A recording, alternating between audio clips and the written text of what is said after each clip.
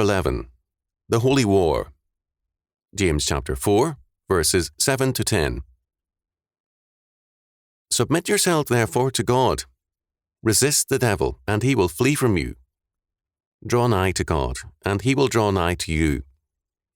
Cleanse your hands, ye sinners, and purify your hearts, ye double-minded.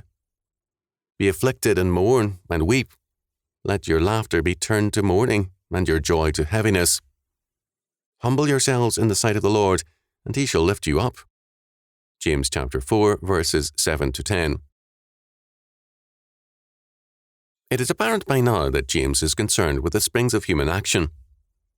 His analysis places him at odds with our present culture of victimhood and environmentalism. The origins of human conflict, personal and national, are traced to our own nature. Being at war within ourselves, we are also at war with one another.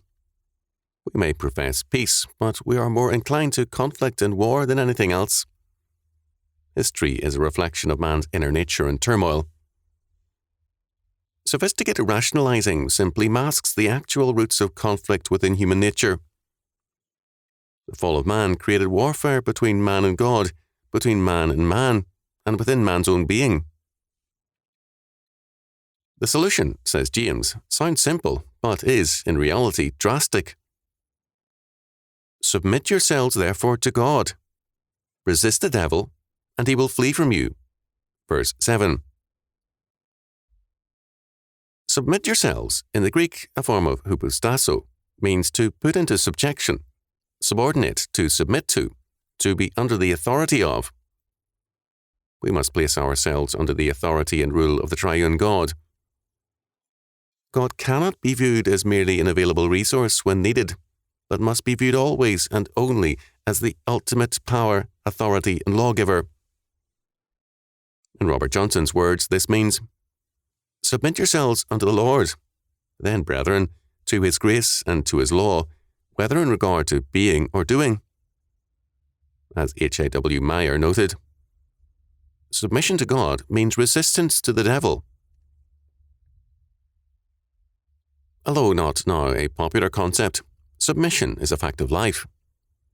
We have today, as often in history, a slavish submission to the popular culture and a strong resistance to God. Moral standards are reversed, and the tyranny of the mob is seen as freedom because it expresses hatred for and a revolt against God.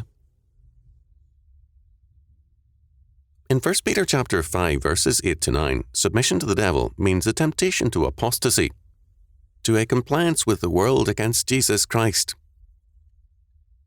According to the Shepherd of Hermas, the devil can fight, but he cannot conquer. If therefore thou dost withstand him, he will flee from thee, beaten and ashamed. We must submit to God, not sit in judgment over him.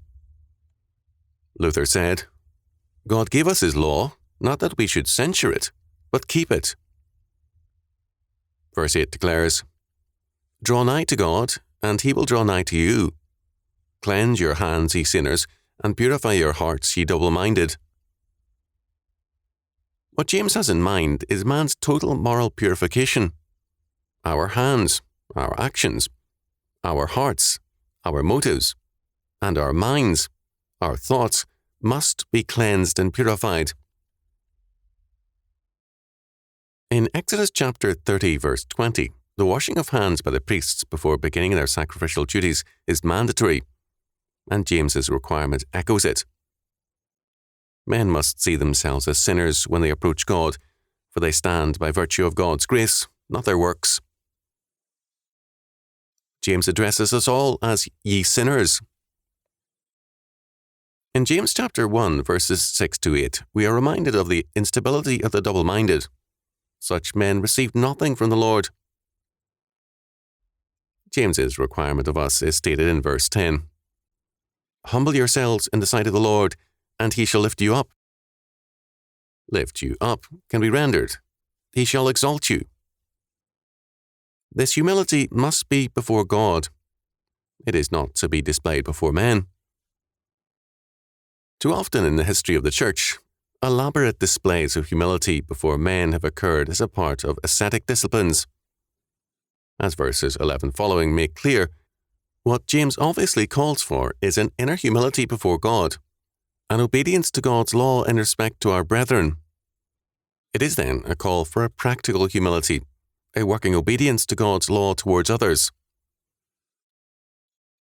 James clearly has no use for the parade of piety by the Pharisees and others, neither in the church community nor out of it.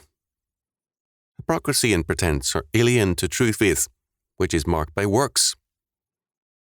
James makes it clear that he is weary of religious people who are strong in professions of faith and low on works. Hypocrisy is pretending to be something we are not, and it is a very common and popular human feeling. The solution is not to express our evil propensities, but to obey God. In the 1940s, I heard members of one cult, given to bad language and coarse speech, defend their practice as honest because they spoke without pretense. Their speech was routinely offensive to others. But this is not the solution. We are not to pursue evil in any form, but to pursue righteousness. If we indulge in foul language, why not evil conduct? The cult members had no answer to that. The presupposition of James and the whole Bible is that a holy war is underway, and man, in his every word, thought, and deed, is involved in that war. He can, in one way or another, give aid and comfort to the enemy, or he can resist him. Resist the devil, and he will flee from you. Verse 7. Resistance is half the battle won. The battlefield in this warfare is in the life of man. James requires us, by his plain speaking, to recognize this fact and to recognize that the first step to victory is resistance. James's epistle is a call to resistance and to holy warfare, one with the clear assurance of victory. We are not victims in this battle, but a people called to and promised victory.